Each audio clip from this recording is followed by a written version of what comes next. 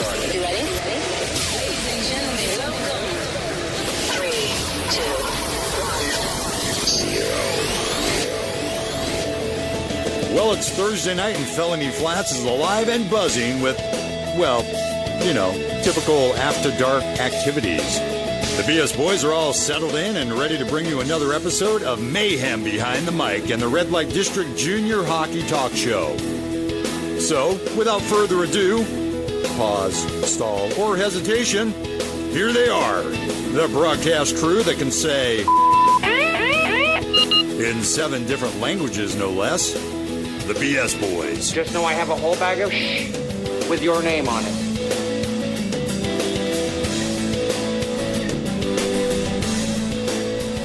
Hey, hello and welcome to the Red Light District Junior Hockey Talk Show. We are the BS Boys, and of course, a special welcome to our guests from around the globe, the NSA.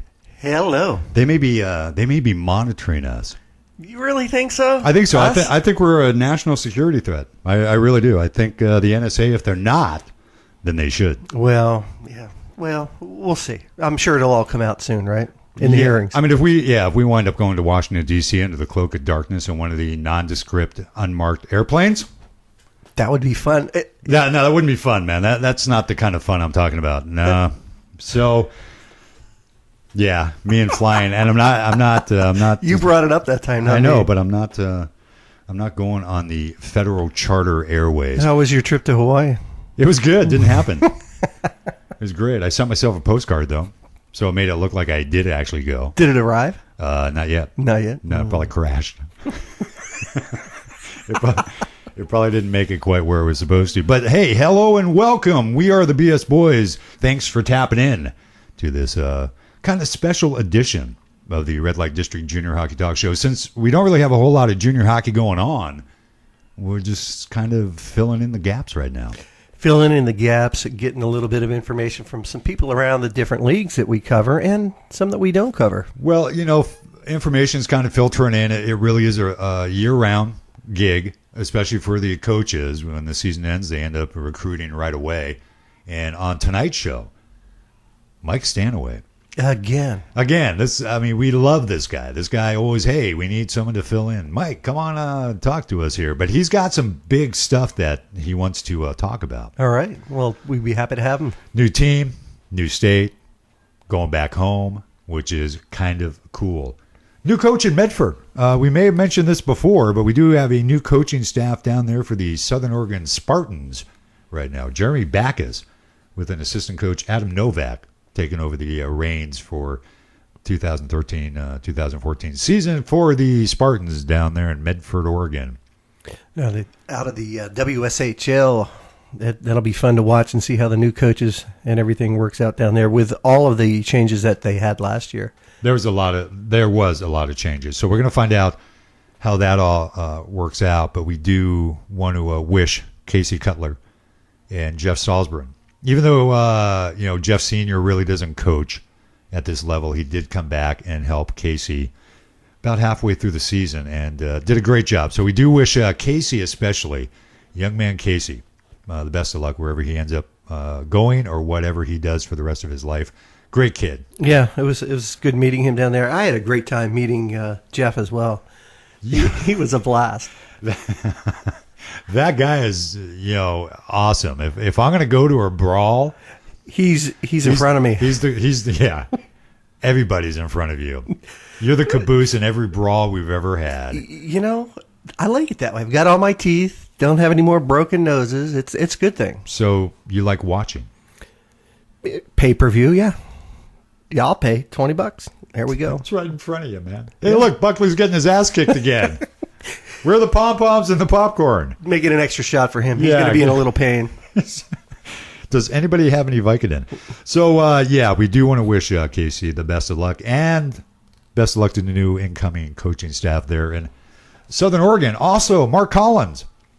We may have mentioned this last time also. I don't know. Senility might be setting in. Mark Collins named Coach of the Year for NORPAC. Awesome. He deserved it. Well-deserved award for Mark. Very well-deserved. He took a team that was 1-8-1 at the beginning of the last season all the way to hoisting the Cascade Cup.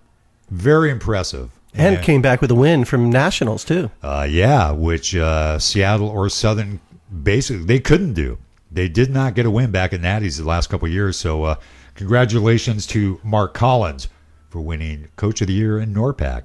A lot of changes going on. The second guest we're going to have, speaking of NORPAC, will be Keith Bemis from the Fort Vancouver Vipers. Not just Vancouver Vipers. They opted to throw a little name in front of it. So now it's the Fort Vancouver Vipers. And Keith will be able to throw us a little information on why they changed the name, too.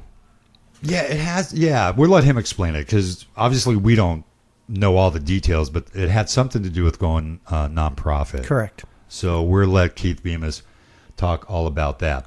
And all the other information he's got, too. He's got quite a bit to talk about tonight. We'll see if we can get through that in about 15, 20 minutes. Good luck. Yeah, good luck. Yeah, good luck with that. Once he gets on a roll, he just rattles on. But, you know, he's got a lot of good information that we do want to hear about for Vancouver Vipers. Something else that's been going on. What's that, Steve? Has nothing to do with our neck of the world in junior hockey as we know it, but the CHL is phasing out the drafting of European goalies after this year. Why? Tell me why. Well, yeah, there's a lot of different reasons why. If you watch the Memorial Cup, a lot of people were complaining about how there weren't enough Canadian goaltenders. And a lot of the positions were being taken away by European goaltenders that were being drafted. Well, there weren't enough goaltenders from Canada. Too many that were playing in the CHL. So lots of goalies. Lots of goalies. That's fine. Yeah. But you want the best person out there in front of the net blocking those pucks, right? Yeah, you do. Then why would they ban drafting any more goalies from Europe? This was a David Branch quote. In partnership with Hockey Canada, the CHL has identified the need to further develop Canadian goaltenders by providing increased opportunities for them to compete in our league and succeed at the next level. So what that's telling me is either they're not training hard enough and they're not good enough to play in the CHL, and they're sort of getting rid of the main competition to give the Canadian goalies more of a chance. But what happened to competition? That's what it's all about, right? If you're not good enough to play in the CHL, you ain't playing in the CHL. You don't get rid of the main competition because little Johnny doesn't get to play for his favorite CHL team. Well, it goes all the way back to Pee-wees, mites. That's where everybody gets a chance to play. It is political, though. Yeah. It is. Across the board, youth hockey, all the way through major junior, even all the way through pros, is very political. We were talking, this was last year, Brian Burke was at an airport. Yeah. And hanging out with a buddy of ours. They were both flying on the same plane. And Brian Burke was complaining to our friend how parents, lawyers, scouts, agents were complaining that their player, the guy that was on the team, wasn't playing enough. Calling Brian Burke saying, why isn't he playing more? It doesn't end. It doesn't end. Well, I don't get it, especially when you get to that level. You gotta let the teams take care of that. But I think what the CHL is doing, or the what they're implementing, is not the right direction. I'm sure they've got their reasons for it, but you're talking about a very competitive sport. The teams need the best players that are out there. That's how they're going to draw their fans. There was a couple really good tenders in the Memorial Cup this year. I was impressed with most of them. I thought some of them were, questionable, and they were European kids. And, if you're a Canadian and you want to be a goalie, well, now's your time, because this year, this will be the last chance that the CHL teams will have a chance to draft a European goalie in the import draft, 94-95s.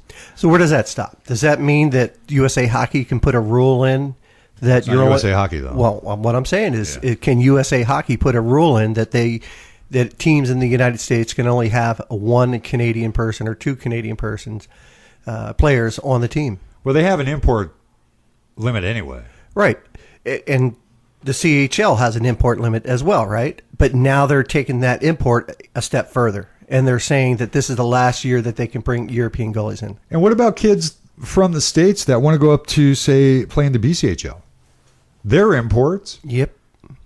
You know, they're only BCHL is only allowed a certain amount of imports, even if you're not from the province. Actually, That's an import. you're an import. Yeah. But once you play there, you're no longer an import. So I do know for a fact there was a couple kids I know that, and not Scotty Moyer, the one guy that one player that we know that did play in the BCHL, but other ones that were invited to camps, played extremely well in their camps, and then were told at the end of the camp, sorry, we have no import room.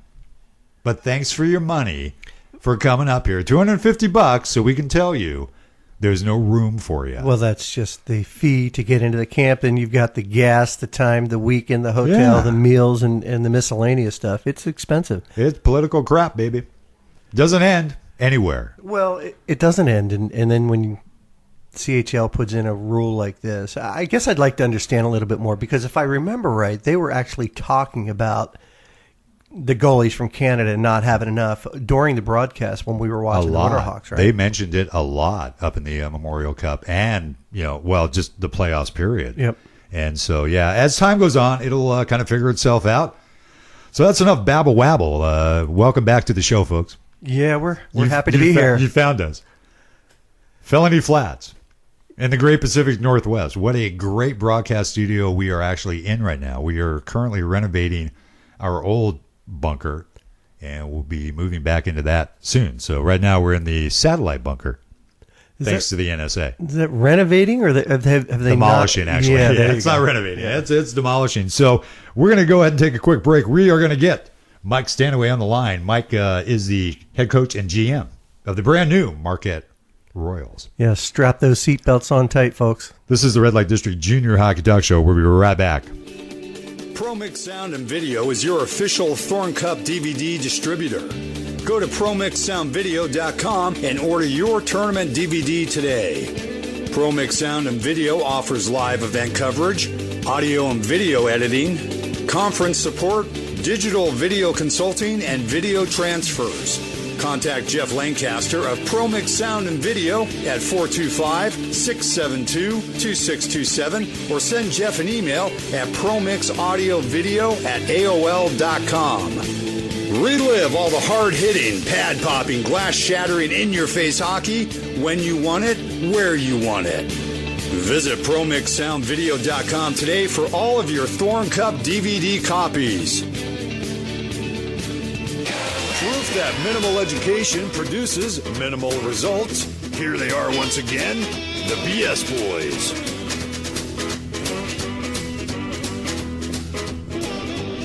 Oh, yes. Dropkick Murphys. I love that band. Yeah, those guys are pretty cool. They actually have a really cool Christmas song we'll have to pull out of the archives when we get closer to the festive part of the year. Yeah, that'll be fun. Oh, and they're also, I think they're playing in McCall this summer too, right? Dropkick? No. Reckless Kelly. Reckless Kelly. Reckless Kelly was going to be up in McCall, which would have been a great way to go. I mean, it would have been fun to go up there, but that ain't happening. That's a long drive. That is a long drive. On the line of BS right now. Yes. Friend of the BS Boyz. Friend to all, and small puppies especially. Yeah. Mover, shaker. This is our buddy, Mike Stanaway. Hey, Mike. Oh. Wait a minute. He's hanging up. He hung up. Mike, did you hang up? Call back, Mike. Mike Stanaway's not on the line anymore. What a great intro, too. Yeah. Well, you know what? He can always hear it through YouTube or going to the archive. Speaking of that, why Mike tries to figure out how to operate a phone, because I know it's advanced technology in the Upper Peninsula for the Stanaway household. Here he comes. Is he back on? Yeah, he's back on. Hey, buddy. Yep, I'm here. Okay, so welcome back to the modern age of phone usage. Yeah, how about it, eh? Yeah. What did you go to school to learn how to use that fancy phone you got there? Do you have an iPhone? I don't. I got an Android. Hey, you know what? I called in and I couldn't hear a darn thing, so I just kept calling back. Oh. Yeah, okay. Well, yeah. I didn't. You know what? That's okay. Dude, it wasn't you, Mike. No. I actually think it was the operator on the other end of the phone, Special Greg, trying to figure out how to use the computer. Yeah. He's just not quite there. Watch me just disconnect Steve right now. You can't, man. I got all the controls on my side. Mike, how are you? Welcome back to the show. I tell you what, great to be back. I tell you what, it's every time I come on here, I look forward to it, and boy, I tell you what, who knows what comes out when we're all three of us are on the line, eh? Well, That's right. It's our it's usually just blaze after you're on the phone.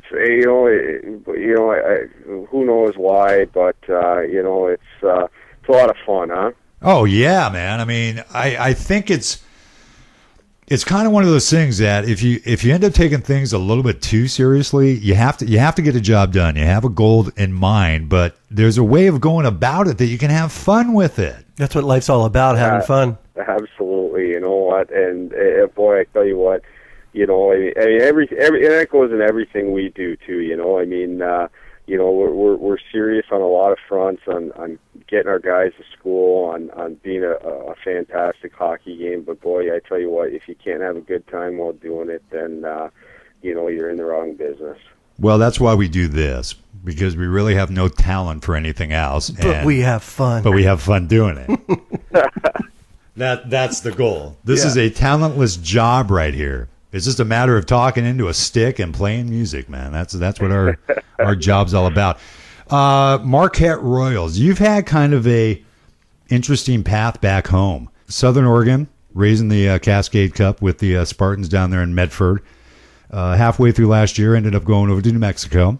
And then this year, back home, up at the Upper Peninsula, you've got the Marquette Royals. Now, what is the deal? We know that you originally were going to the Midwest Junior Hockey League, and now you're in the Minnesota Junior Hockey League. One is USA Hockey, one was AAU. Fill us in. What's happening? Well, what we had going on, and I tell you what, this has been probably a year in the making. Marquette is such a great hockey town, and I wanted to go home for quite a while. To be able to do what we do, with hockey guys doing things for hockey players. We're not, although I do have a business background, we're keeping everything with the players as our top priority. And you know what, things were great. I had a great time out west in Southern Oregon and New Mexico, and had the opportunity to go back. But you know what? You get the opportunity to go home and be able to offer everything we wanted to as a coaching staff, and to be able to do it at a cheaper price tag is just phenomenal for us. And we wanted the market in Marquette, and originally things went the way of AAU, but we did end up getting the call that we were able to get accepted by USA Hockey, which for us was a no-brainer on multiple fronts. Number one, our community here in Marquette is streamlined with USA Hockey. Our AAA affiliate, the Marquette Electricians, which is a storied program, is USA Hockey. The youth program here is USA Hockey. And it just made better sense for us as an organization to be able to do that and give our players the opportunity to come back home. As you guys know, when I was out west, I recruited a ton out of the Midwest. It's where all our players came from. And to give these guys an opportunity to come back home was the goal, to be a little closer to home, to be able to play in a great hockey town like Marquette. Not saying that the other towns weren't, but there's something special about Marquette that is really hard to put into words until you visit the area. It's a great town. People love hockey. They're knowledgeable, and we want to share that with people. And for our players that wanted to come back from the Western States Hockey League, we just couldn't do it in within the AAU. AAU has a different policy. As you guys know, in USA Hockey, if a player was playing in the NA3 or the Minnesota League and wants to transfer back to go play in the NORPAC, he can do that during the off season. He's a free agent. Unfortunately, in AAU, that's not the case. You have to pay a $1,500 up to $1,500 release for a player, and it just wouldn't work for, as you guys know, with the players that I have ties to come back and play in Marquette. just wouldn't work in the equation. But USA Hockey, between how Marquette is streamlined as a USA Hockey town, it just made sense for us to be a USA Hockey and to play in the Junior Hockey League. Well, you've got, let's see, what do I might be outdated here. It looks like you have 6 guys coming with you from New Mexico, from your team last year. Yeah, we've got quite a few. I mean, that's one thing that's exciting is our roster. I mean, our roster, of course I have a biased opinion. I'm the coach, right? Sure, but, you're allowed to. I think this roster is locked and loaded. I mean, we've got, Robbie Gervino is a name you guys wouldn't recognize. Sure. Nick Simone, Eric Hewitt, the WSHL Rookie of the Year, Kyle Blondin, who you guys know. Yep. Tyler Thompson. I mean, the list goes on and on. We picked up some fantastic players that, have junior experience. Austin Lawless, a player from Colorado who played Tier 2 up in Canada, just a dynamic forward that we're excited about. I mean, the list goes on and on. Blake Jornsby, Lane King, Matt Marson, Scotty Victor. Things are just looking great. And we picked up our first kid from Marquette about a half hour before I got on the radio with you guys. Really? Hayden Ryle, a defenseman from the Marquette Electricians. He's originally slated to go play Tier 2 up in Canada, and we talked him into playing for his hometown team, and we couldn't be happier about it. You guys have another one of our favorites hanging out, Chewy Jarvis. Yeah. Drew Jarvis is going to play for you.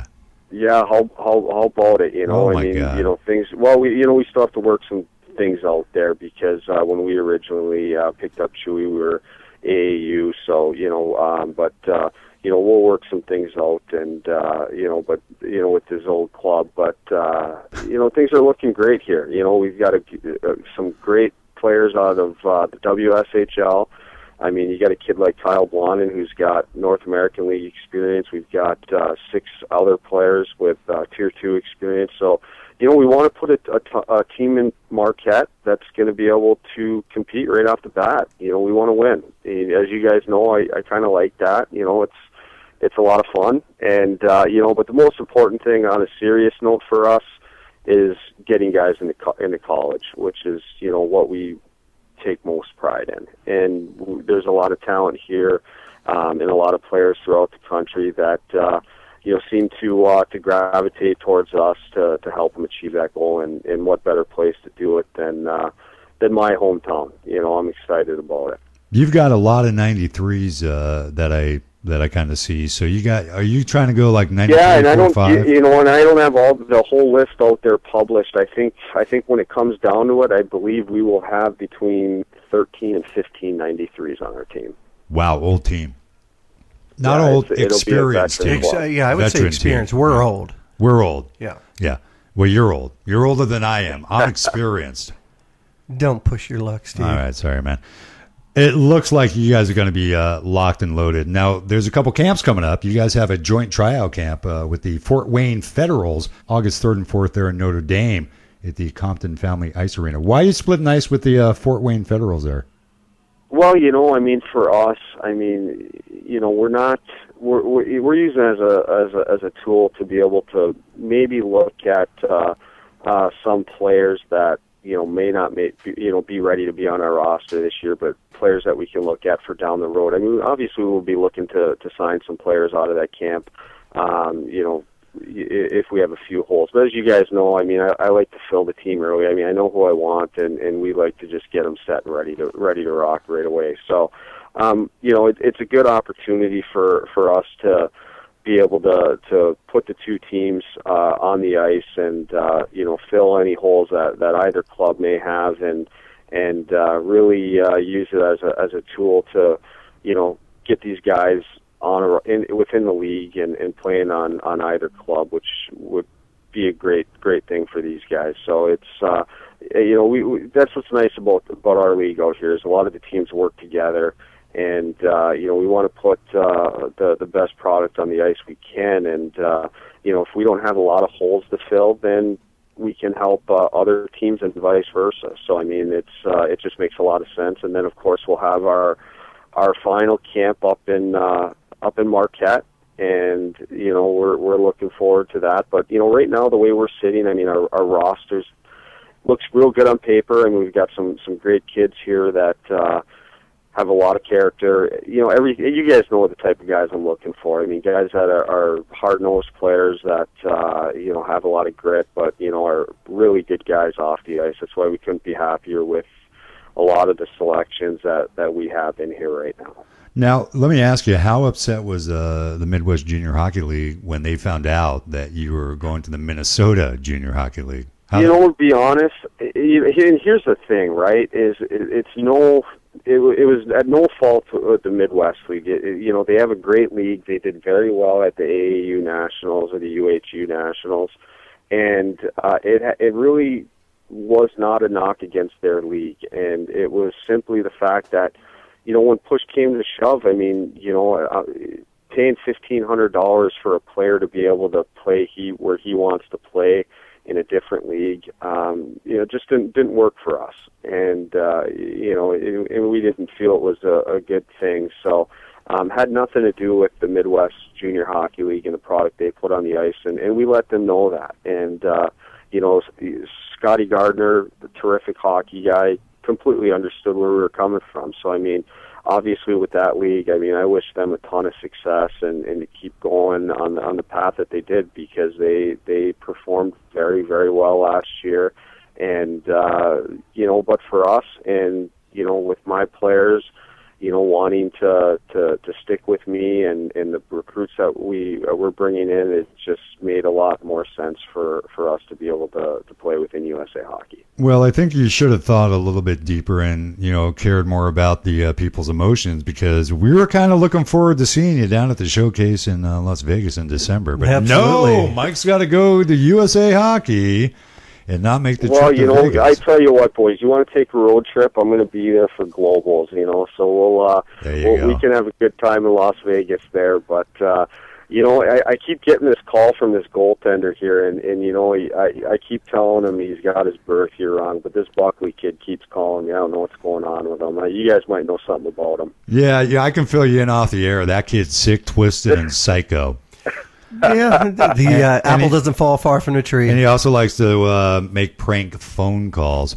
You guys are going to be playing in a 3,100-seat arena, the Lakeview Arena there in Marquette. That is a big venue for a USA Hockey team. That is huge. Yeah. Yeah, and you know what? The town's excited about it. I think we're going to draw very well. I mean, what more could you ask for? Some great hockey. A cheap ticket price and cheap beer in the rink. There you go.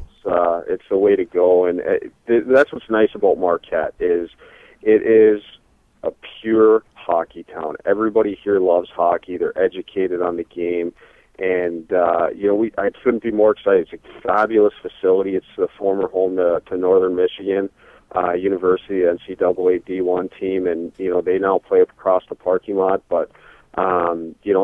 It's a great venue and a great place to call home for these guys. Everything that we have there in the facility with our workout amenities right on site, how the city of Marquette has been treating us, and it's just been a great experience so far. It sounds like it's kind of a dream come true for you to be back home and putting the team together. Yeah, it is. I mean, for the first time, and like I said, I mean, nothing against Southern Oregon or anything like that, but I just get to call my own shots here, and you get to coach the team, obviously, which I did there, but you know what, we get to do the business side of things, and like we said, we're hockey guys that are doing things for hockey players, and there's no other influence involved, and we couldn't be happier about that, because we've all been there, we've all played, and we know what these guys are going through and the path they're trying to get to. So I mean, we can make all the decisions from an organizational standpoint toward the players, which we're fired up about. And that's going to be difficult for a coach, especially when you possibly have say hands-on ownership. You may have one view, but maybe the owners have another view, and kind of cave into what the owners think could be tough for a guy like you that has a true mindset. You know what's best for him. You've been there. You've played there. and you can sort of relate. So it sounds like you're keeping the power at the top, which is where it kind of belongs. Yeah, to you. I mean, you guys kind of know what happened there out in Southern Oregon, and that was, philosophical differences. We'll call it that. I mean, I feel. From a hockey standpoint, and from that it should go a certain way, and sometimes there's disagreements, but right now, we don't have those. It's like I said, it's hockey guys making hockey decisions, and keeping the players best interest in mind. Not that organizations out there don't, or any organization, whether it be Southern Oregon or Fresno or Seattle or whoever, pick your team. I think everybody has the best interest in heart, but from being a coach and being able to make the decisions on the ice as well as within the organization, I think just makes everything streamlined for me and a dream come true, because then I can really try and do everything with the players in mind, and that's out west, sometimes I agreed, sometimes I didn't, but it's not my organization. And here, I've been fortunate enough that the owners are, they just said, here, it's your show, run with it. You're home, coaching the team.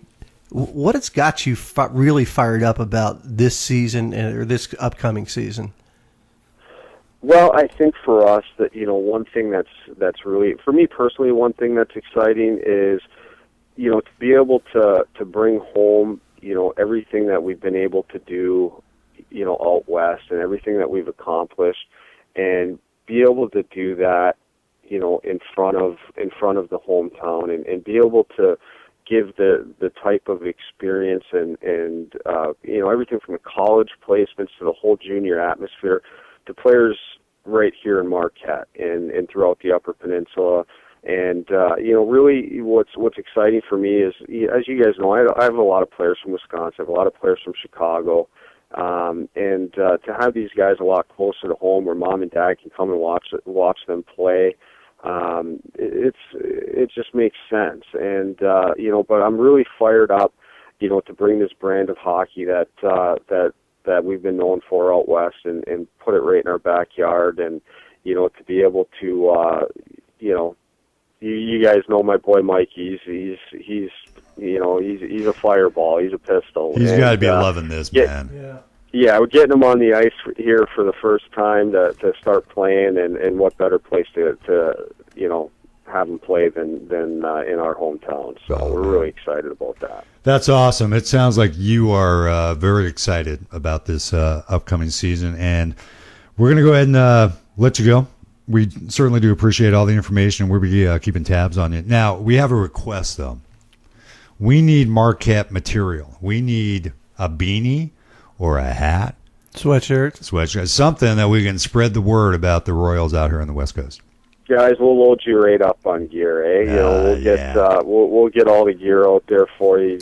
Shoot me an email. I'll send some stuff out, and we can get that out there. But like I said, you're going to have a lot of familiar names that you guys know of that are going to be playing here in Marquette, and hopefully they enjoy the area and just continue the success, and most importantly for these guys, just keep that train going to college hockey. Absolutely, man, and you're the guy to do it. I've heard nothing but good words about how you coach. We've talked over the years, the players that you move on, and I think parents would be should be very happy if they have a son playing under the tutelage of Mike Stanaway.